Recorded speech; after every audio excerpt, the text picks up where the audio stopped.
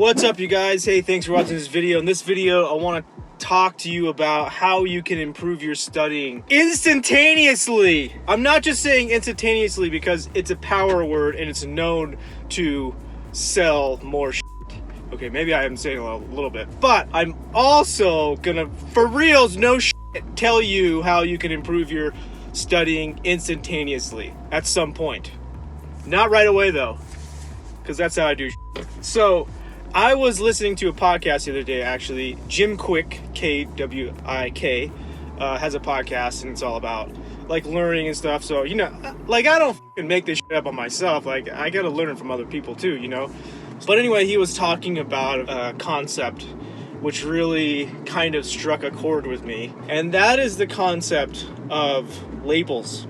And actually was a guest on his show, podcast, who talked about how she was, I can't fucking remember her name, I'm sorry, but it's like episode 49 episode 59 of his podcast. So she was talking about how she gave herself a label early in life and stuck with that label. And I was like, damn, that's profound, because we do that.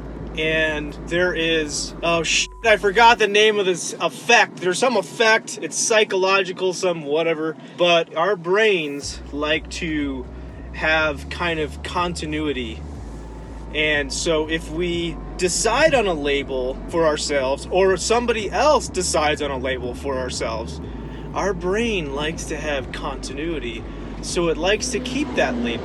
And it wants to do things that are consistent and continuous with that label, which is an interesting concept. Because a lot of people talk about students that email, you guys email me and direct message me and whatever, and you say, I can't, take tests well, or I'm just not a good studier, I can't sit down and read, what do I do? Well, the first thing you gotta do is quit telling yourself you can't, you don't, and you all this other shit. You're like labeling yourself. I think that I also did that for a while. I have another video where I talk about I was kind of the class clown and all that stuff, and that was my shtick, and that's what everybody knew me for. And then, like, pretty soon, like, I decided that's what I was, and I wasn't a studier, and I wasn't getting good grades, and I wasn't top of the class. I wasn't that person, and I decided that, and I kept that label for myself. And, like, luckily I didn't keep it forever, and I didn't really know that concept. I had no fucking clue of that concept until the last few years. I think really is kind of, I've understood it a little bit more. But we also see this in work and in school, in residency. People get labeled immediately. In residency, I was labeled the IMG, the prelim resident. If you guys don't know about residency, especially general surgery, there's categorical and preliminary. And categorical residents are accepted into the program, and they have a 5-year guaranteed 5-year spot unless they get fired, obviously. Screwed up. The preliminary residents don't. They have a 1-year spot. And after that, it just depends on if they like you and if there's room for you to be kept in the residency. So, for example, our residency they could graduate. They were allowed to graduate 6, but they started with 6 categorical and 2 preliminary residents each year because it was a very difficult program and probably malicious as well. And so people quit and were fired every single year. And so they knew that they had some room. So they brought me on as a preliminary resident because I was IMG, and I got labeled as a prelim IMG. And other residents who went to school at University of Michigan or Boston University and all these like prestigious schools labeled me as like the dumb kid. Well, then I took the ABSITE, which is the American Board of Surgery in training examination, which is the test you take every year in general surgery residency, and I got the highest fucking grade on that motherfucker. And then from then on, I was the smart kid, and they labeled me that. And then my brain wanted to be continuous. with that label.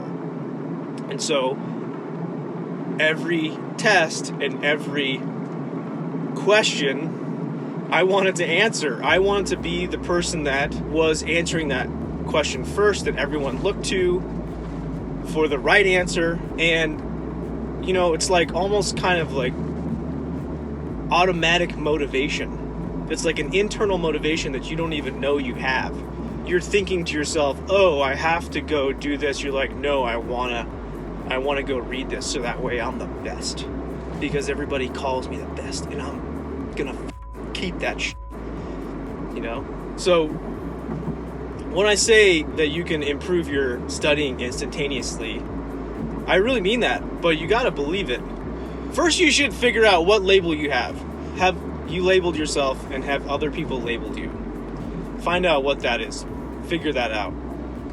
Next, decide, is it a good label? Do you want to keep that label? If you don't, then it's easy. Then you get to decide. Because here's the thing, like, most of the time we get labels. We don't really choose these labels. So now that you know, you can go out and just decide what label you want. You fucking start telling people that. If you're a high school or college student, I had a tough time saying, like, I'm pre-med. I didn't want to tell anybody that because I was embarrassed that I wasn't good enough. So people would be like, what are you doing in college? What's your major? Oh, biology. I wouldn't be like, I'm pre-med. Other people are like, I'm pre-med. I'm going to be a doctor.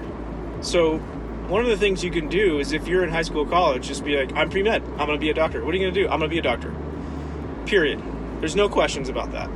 Right? And then it's like... it's like politicians, right? They tell people something enough times, everyone believes it. Whether it's fucking true or not, doesn't matter. So this is the same thing. You just start telling people that you're a doctor. Pretty soon, you'll believe that shit, and they will too. And then they'll come back and they'll be like, hey, oh, the pre-med, hey, the doctor, the future doctor. They'll be like, you know, like your aunts and uncles and shit like that. They'll be like doing that kind of stuff. And then, you know, it's like a cycle. Like you put it out there, then pretty soon it starts coming back to you, and you're like, yeah, I am a fucking future doctor, you know? And your brain believes it, and then you start studying like it. So, it's gotta start somewhere. That's kind of the whole fake it till you make it thing, but that's the psychology behind it. It's for real.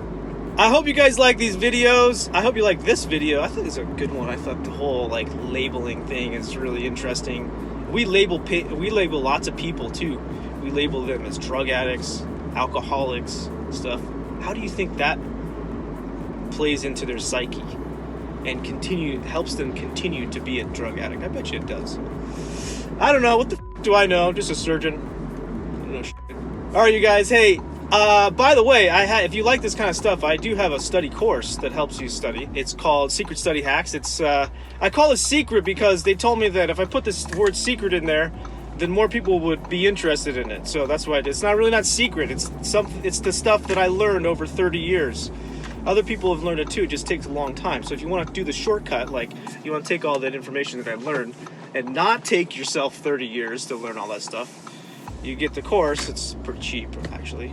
And plus, we get to chat. We have a private Facebook group, so if you guys got questions, I answer them. All right. I hope you like this video. Subscribe, share, like, and I'll see you guys in the next one.